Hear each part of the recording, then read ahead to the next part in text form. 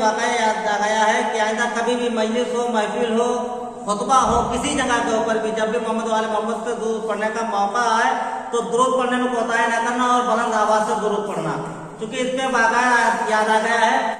YouTube analytics के मुताबिक हमारे व्यूवर्स में से 76% लोगों ने हमारे चैनल को सब्सक्राइब नहीं किया है और सिर्फ 25% सब्सक्राइबर्स ने ही बेल आइकन को प्रेस किया है। हम तमाम व्यूवर्स से दरखास्त करते हैं कि हमारे चैनल को सब्सक्राइब करें और बेल आइकन को प्रेस करें ताकि हमारी लेटेस्ट वीडियोस आप तक पहुंच सके। दो शख्स थे, दोनों में आपस में दोस्ती थी। एक मुसलमान था, एक यहूदी था। आप गौर करिएगा, एक मुसलमान शख्स था और एक यहूदी था। यहूदी के लिए कुरान मजीद ने साफ साफ ऐलान कर दिया है, यहूदी और नसारा तुम्हारे खुल्लम खुल्ला दुश्मन है। इनकी बहुत ही गाढ़ी दोस्ती थी, यहूदी की और मुसलमान की। जब दोनों की बहुत ही गाढ़ी दोस्ती थी, बहुत ज्यादा दोस्ती थी, तो दोनों की दोस्ती का मतलब ये था एक साथ उठना बैठना खाना पीना था। एक दूसरे के बगैर खाते पीते नहीं थे, एक दूसरे के बगैर रहते नहीं थे, एक साथ रहते थे, एक साथ खाते पीते थे। एक दिन क्या हुआ, यहूदी दोस्त ने सोचा कि जब भी कोई बात होती है, अच्छा मुसलमान दोस्त का काम क्या था, जब भी कोई काम करता था, जब भी कोई बात करता था, तो यहूदी दोस्त ये कहता था मोहम्मद वाले मोहम्मद पर दुरूद पढ़ने से तमाम मुश्किलें आसान होती है और तमाम बिगड़े काम बन जाते हैं। हर मुश्किल आसान होती है और हर काम बन जाता है। कोई भी दिल में मुराद हो, मोहम्मद वाले मोहम्मद पर दुरूद पढ़िए, आपकी मुराद पूरी होगी। जब वो मोहम्मद वाले मोहम्मद पर दुरूद की फजीलत को यहूदी दोस्त के सामने शेयर करता था, बयान करता था, तो यहूदी दोस्त से बर्दाश्त ना होता था। एक मरतबा उसने क्या कहा, ठीक है देखे मोहम्मद वाले मोहम्मद पे दुरूद पढ़ने से हर मुश्किल आसान होती है, हर बिगड़ा काम बनता है, तो हम इसका इम्तिहान लेंगे। क्योंकि यहूदी और नसारा खुल्लम खुल्ला हमारे दुश्मन है, इस्लाम के खुल्लम खुल्ला दुश्मन यहूदी और नसारा है। तो इसने कहा ठीक है, जब ये हर वक्त मोहम्मद वाले मोहम्मद पे दुरूद पढ़वाता रहता है, हम भी देखेंगे, हम भी इसका इम्तिहान लेंगे, उसको नीचा दिखाना है, इस मुसलमान शख्स को नीचा दिखाना है। जैसे ये सोचा और सोचने के बाद क्या कहा कि हम अपने मुसलमान भाई को नीचा दिखाएंगे, अपने दोस्त को नीचा दिखाएंगे। ये कहने के बाद उठने के बाद एक सुनार की दुकान पे पहुंचा। अब गौर करिएगा, मोहम्मद वाला मोहम्मद पर दुरूद पढ़ने का कितना सवाब है। सुनार की दुकान पे पहुंचा, बस जैसे ये शख्स सुनार की दुकान पे पहुंचा है, कहता है कि हमको बेहतरीन अंगूठी बनवाइए, हमारे लिए बेहतरीन अंगूठी बना के तैयार करें। कहा कीमत ज्यादा हो, कितनी भी कीमत हो, लेकिन हमको बेहतरीन अंगूठी चाहिए। उसने बेहतरीन अंगूठी बना के तैयार कर दी। यहूदी दोस्त ने क्या किया, उस अंगूठी को उठाया, उठाने के बाद जितनी कीमत थी उस कीमत को अदा किया, अंगूठी को लेकर चला आया। देखिए कहां से यहूदी चाल चलते हैं, मुसलमान को नीचा दिखाने के लिए कहां तक गुजर जाते हैं, किस हद तक गुजर जाते हैं। अंगूठी बनवाए, अंगूठी बनवाने के बाद यहूदी दोस्त मुसलमान दोस्त के यहाँ पहुंचा। पहुंचने के बाद कहा है भाई हम जरा ज़ियारत पे जाना चाहते हैं। कहा फिर क्या करना चाहिए, क्योंकि हमारे पास कुछ अमानत है जो बतौर अमानत आपके पास रखना चाहते हैं, हमारी अमानत को आप रख लें, जब हम वहां से वापस आएंगे तो हम अपनी अमानत को आपसे ले लेंगे। हम सफर पे जा रहे हैं, अगर हम अपनी अमानत को अपने पास रखेंगे, चोरी का खतरा है, कोई शख्स रास्ते में छीन ले, डकैती पड़ जाए, राजनी हो जाए, कुछ भी हो जाए, चोरों का खतरा, हर तरह का खतरा है, तो हम ये चाहते हैं कि हमारे पास जो ये अमानत है, मेरे पास इस अपनी दौलत को आपके पास बतौर अमानत रखवा दें और आप इसकी हिफाजत करते रहें, लेकिन जब हम वापस आएंगे तो याद रखें हम अपनी अमानत को वापस ले लेंगे। उसने ठीक है। तो ये अपनी अंगूठी लेने के बाद उस मुसलमान दोस्त के घर पे तशरीफ ले गया। जैसे मुसलमान दोस्त के घर पे पहुंचा, पहुंचने के बाद उसने यही बात कही कि देखो हम सफर पे जाना चाहते हैं और हमारे पास एक अंगूठी है, हमें इसके गुम हो जाने का खतरा है, हम इस अंगूठी को आपके पास रखवा देते हैं और जब अपने सफर से वापस आएंगे तो अपनी अंगूठी को आपसे ले लेंगे और हमें आपसे बढ़ के हमें कोई शख्स नजर नहीं आता है। कहा ठीक है आप अंगूठी रखवा दें। अंगूठी रख दी। अंगूठी रखने के बाद वो शख्स चलने लगा। जैसे वो शख्स चलने लगा तो एक मर्तबा मुसलमान दोस्त ने उसका हाथ पकड़ा। पकड़ने के बाद कहा कि आपको मालूम है कि जो भी शख्स हमारे दरवाजे पे आता है कभी हमने उसको खाना खिलाए बगैर जाने नहीं दिया है। हमारा दस्तूर है, हमारे दरवाजे पे जो भी आता है हम रहम का खुदा से उसको मायूस नहीं करते हैं। हमारे दरवाजे पे जो भी आता है हम उसको बगैर चाय पानी किए हुए बाहर नहीं जाने देते हैं। कहा कि मामला क्या है? कहा कि आप जा तो रहे हैं लेकिन हमारी एक शर्त है, हम आपकी अमानत को वापस नहीं करेंगे, हम आपकी अमानत को रखे रहेंगे, लेकिन हमारी शर्त यह है कि आप हमारे घर खाना खाइए, खाना खाने के बाद अपने सफर पे जाइए। वो शख्स मजबूर हो गया, मजबूर होने के बाद में खाना खाया, खाना खाने के बाद क्या हुआ? खाने से पहले जैसे अमानत उसको दी, उसने अमानत को लिया, लेने के बाद में जो मेहमान खाना था उसमें एक ताक थी, ताक के अंदर जाके उस अंगूठी को रख दिया। अंगूठी को रखने के बाद मुसलमान दोस्त ने क्या कहा? अमानत को लिया, अमानत को लेने के बाद उसके सामने उस अमानत को, उस अंगूठी को एक ताक में ले जाकर रख दिया।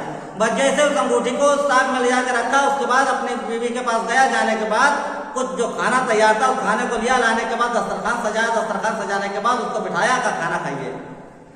जब वो खाना लेने के लिए घर के अंदर दाखिल हुआ है, इतने में उस शख्स ने क्या किया?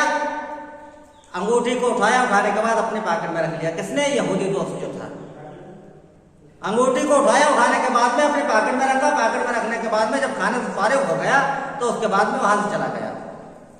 अब मुसलमान दोस्त इतना बड़ा मोमिन मुत्तकी परहेजगार था, उसने अंगूठी को पलट के देखा भी नहीं।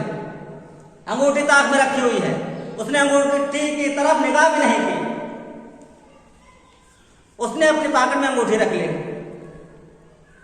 अंगूठी रखने के बाद वहां से सफर पे चला गया।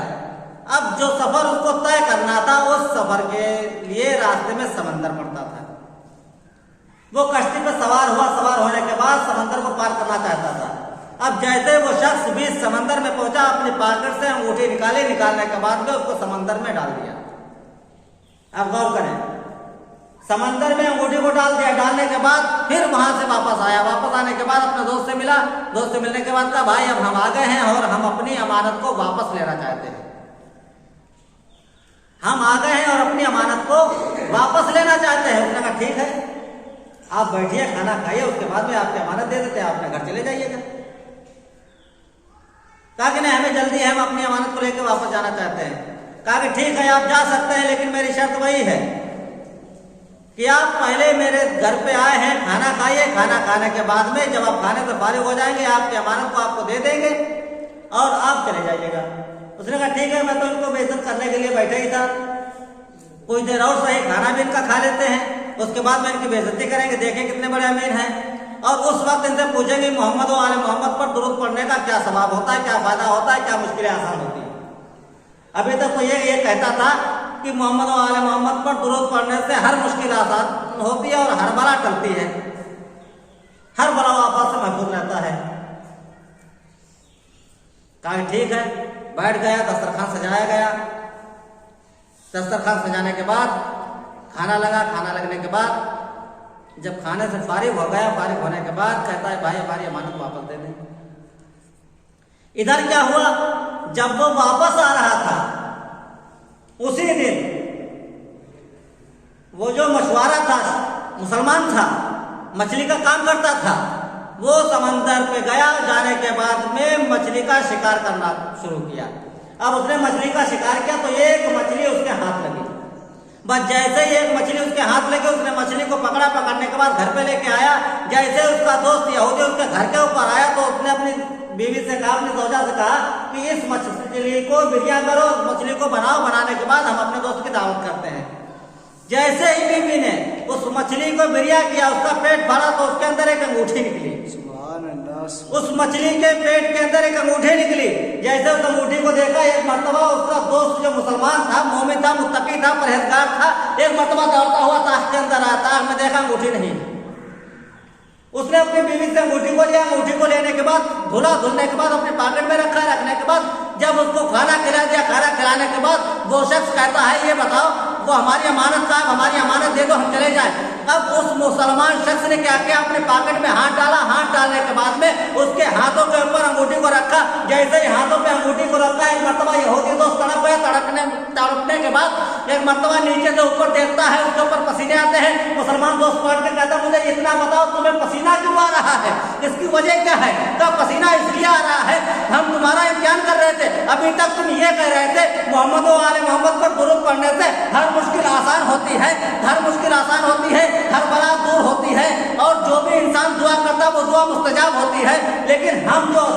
हमने अपनी अंगूठी को चुरा लिया था। चुराने के बाद समंदर की तह में डाल दिया था, और जब हमने समंदर की तह में डाल दिया था, समंदर इतना गहरा था, अंगूठी का निकलना मुहाल था। ये अंगूठी आपको कैसे मिली? ये तो मेरी वही अंगूठी है। कहा तो कौन सी अंगूठी चाहता है? कहा हम चाहते तो अपनी ही अंगूठी है। कहा फिर तेरी अंगूठी मिल गई है, खुदा हाफिज, आप यहाँ से जा सकते हैं।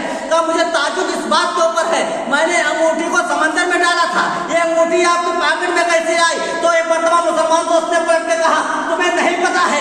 अरे हमने पहले ही नहीं कहा था कि मोहम्मद व आले मोहम्मद पर दुरूद पढ़ने से हर मुश्किल आसान होती है, हर बला दूर होती है। सल्लल्लाहु मोहम्मद व आले मोहम्मद।